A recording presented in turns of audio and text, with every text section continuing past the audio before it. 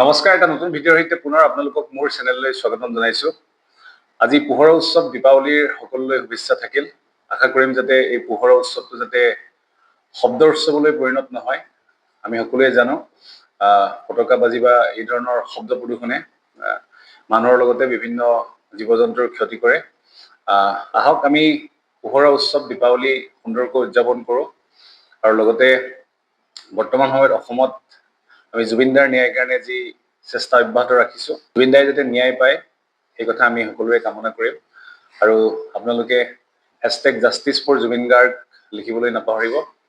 আজিৰ এই ভিডিঅ'টোত আমি দুটা টপিক আলোচনা কৰিম। এটা প্ৰিলিমিনাৰীৰ কাৰণে খুব গুৰুত্বপূৰ্ণ আৰু আনটো প্ৰিলিমিনাৰী আৰু মেইনছৰ কাৰণে গুৰুত্বপূৰ্ণ।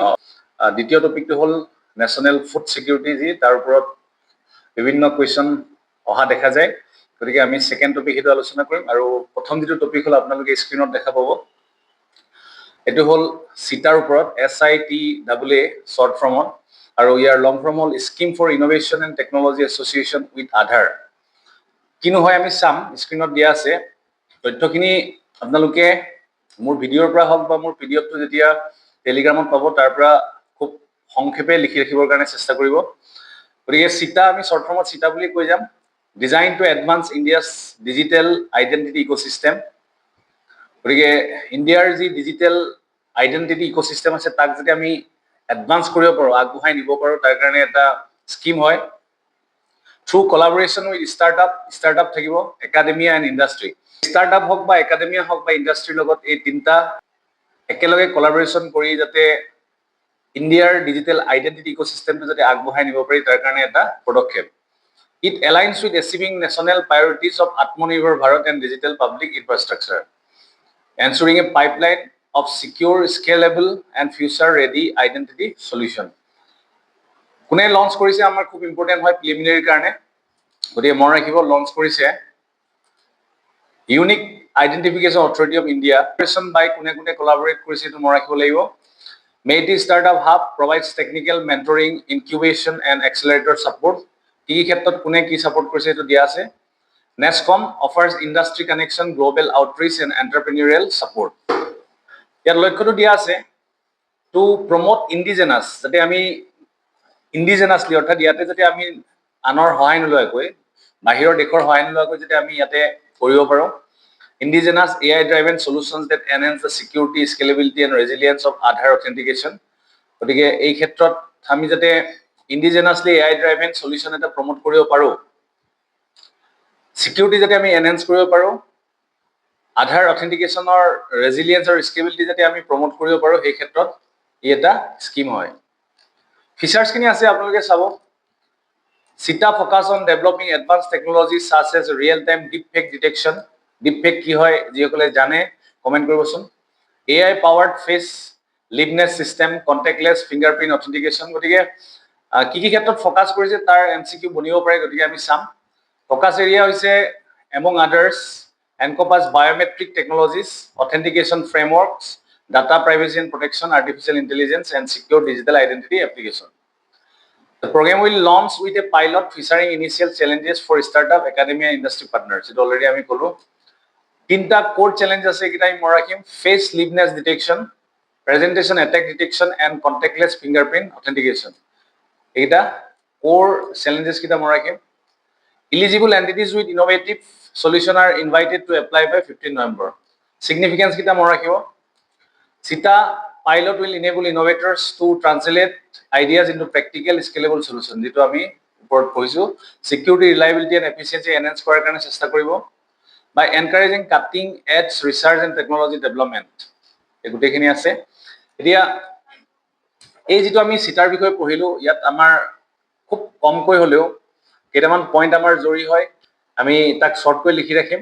চিটাৰ ফুল ফৰ্ম কি হয়, কিহৰ লগত ই জড়িত, অৰ্থাৎ ইয়াৰ এইম এণ্ড অবজেক্টিভ কি হয়, লঞ্চ কোনে কৰিছে, আৰু ইয়াৰ লগত জড়িত ফিচাৰ্ছৰ আমি 2-3টামান মনত ৰাখিম, আৰু সেইখিনি আমি শ্বৰ্টকৈ লিখি ৰাখিম। এতিয়া আমি চাওঁ নেশ্যনেল ফুড ছিকিউৰিটি এক্ট 2013। খুব এখন জৰুৰী এক্ট হয়, আৰু ভাৰতবৰ্ষৰ এটা সময়ত খাদ্যৰ নাটনিৰ ক্ষেত্ৰত ভুগিছিলে, বা এনেকুৱা এটা টাইম পাৰ হৈ গৈছে, হিষ্ট্ৰীত আছে। ভাৰতবৰ্ষই এটা সময়ত খাদ্যৰ নাটনিৰ পৰা গৈ এতিয়া সাৰপ্লাস আমাৰ খাদ্য আছে।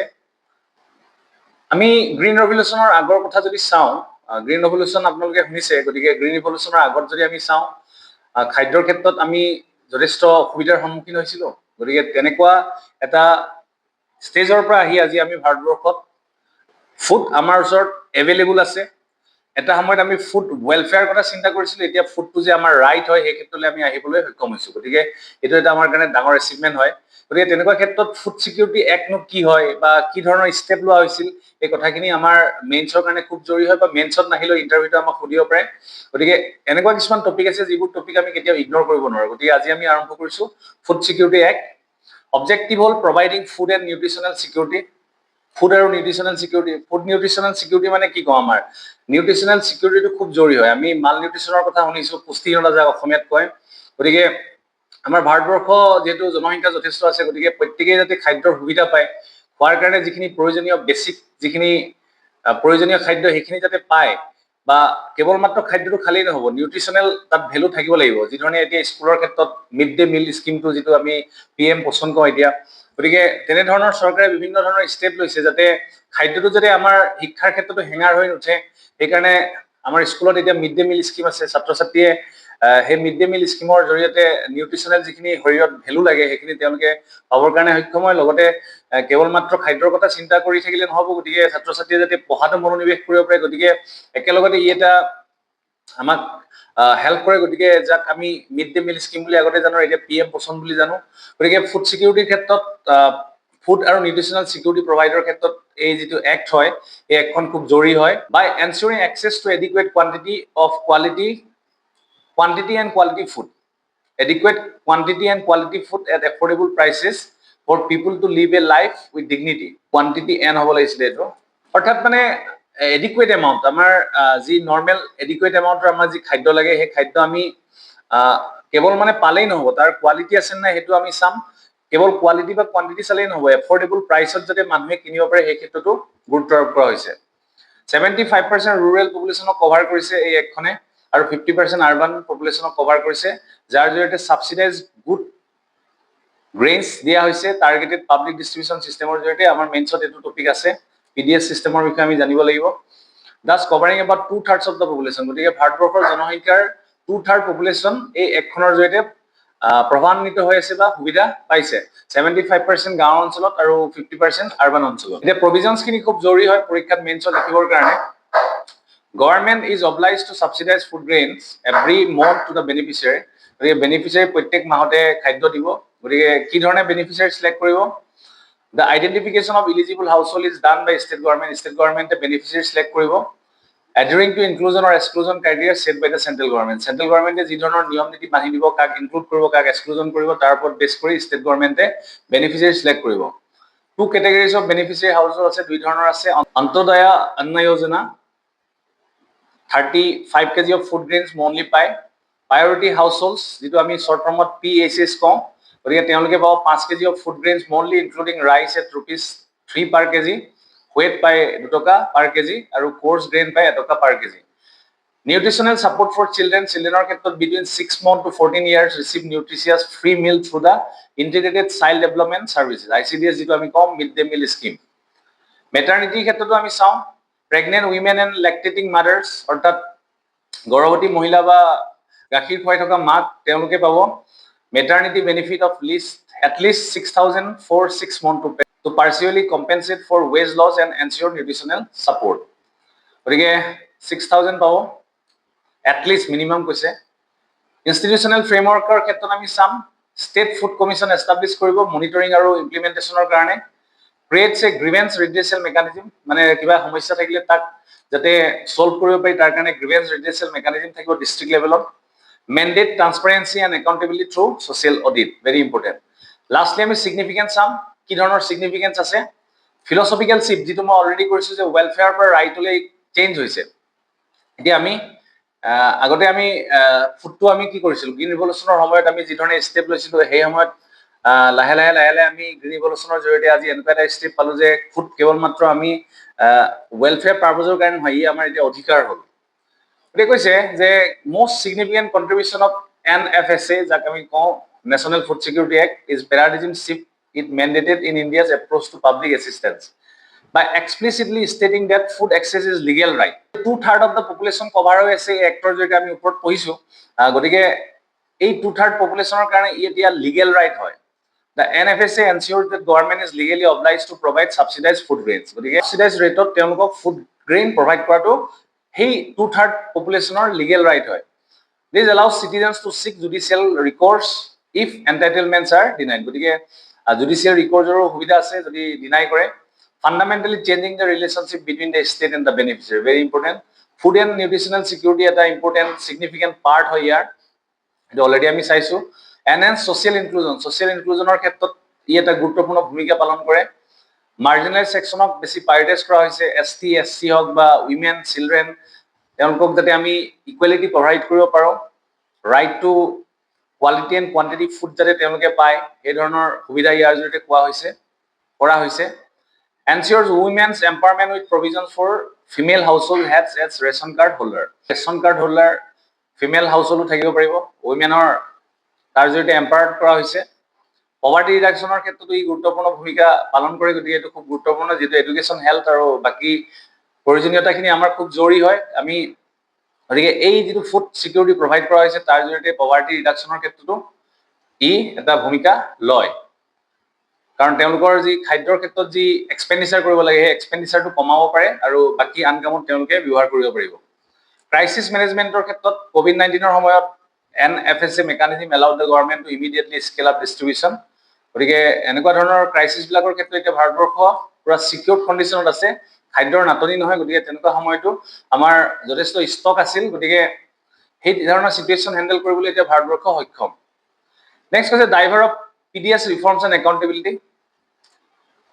NFSA necessitated and accelerated long pending reforms in the public distribution. PDS system যিখিনি ড্ৰবেক আছিল আমি এক্সট্ৰাকে আকৌ পঢ়িম বাট ইয়াত এটো জানি লওক যে PDS সিস্টেমৰ ডিস্ট্ৰিবিউশন সিস্টেমৰ যিখিনি ড্ৰবেক আছিল সেইখিনি ইমপ্ৰুভ কৰাৰ কাৰণে NFSA এটা ভাল ষ্টেপ বুলি ক'ব পাৰি গতিকে PDS সিস্টেমত যিখিনি ড্ৰবেক আছিল টেকনলজি ইন্টিগ্ৰেশনৰ ক্ষেত্ৰতো ই গুৰুত্বপূৰ্ণ ভূমিকা লৈছে গ্ৰিভেন্স ৰিডেচলৰ ক্ষেত্ৰতো এটা ভূমিকা লৈছে আৰু পোৰ্টেবিলিটিৰ ক্ষেত্ৰত এটা এটা গুৰুত্বপূৰ্ণ পাৰ্ট হল PDS ৰ এটো আমি ডেফিনেটলি চাম আৰু ইয়াত আছে আপোনালোকে এটো চাব মই শৰ্ট এন্ড প্ৰিসাইজলি কথাটো কৈছো লাষ্টত চ্যালেঞ্জেস কিনি লাগিব চ্যালেঞ্জেস কিনি very simple leakage and inefficiency in PDS এটো সকলোৱে জানে বেনিফিচিয়াৰি যি ধৰণে সিলেক্ট কৰিব লাগে সেই ধৰণে সিলেক্ট কৰা নহয় বা যাক কৰিব লাগে তেনে ধৰণৰ কৰা নহয় থাকি যায় PDS সিস্টেমতো বিভিন্ন সমস্যা আছে আমি পাইছো কোৱালিটি অফ ফুড গ্ৰেইনৰ কোৱালিটিটো বহুত পোৰ হয় ফিস্কেল বাৰ্ডেন এন্ড সাস্টেইনেবিলিটি খুব জৰুৰী এটা ইয়াত পাৰ্ট আছে ফুড সাবসিডি প্ৰভাইড কৰাৰ লগে লগে আমাৰ এটা ফিস্কেল বাৰ্ডেন ডেফিনেটলি আহে It goes the difference between minimum support price and price paid to farmers and central issue price charged to beneficiaries is borne by the government as food subsidy.